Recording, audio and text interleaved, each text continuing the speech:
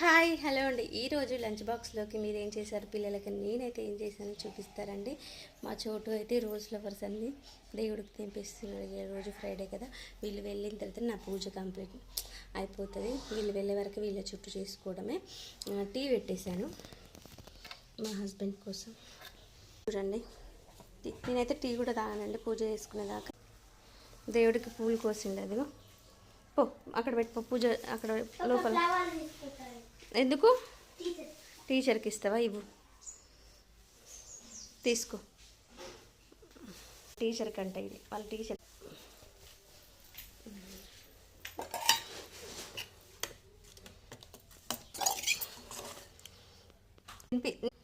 అటుకైతే ఇట్లా పెట్టేసిన వేడి వేడి అన్నంలో మనకి తినిపిస్తా. పెట్టుకో, ఇగో ఇద్దా మంచోడు. వచ్చు లేట్ అవుతుంది.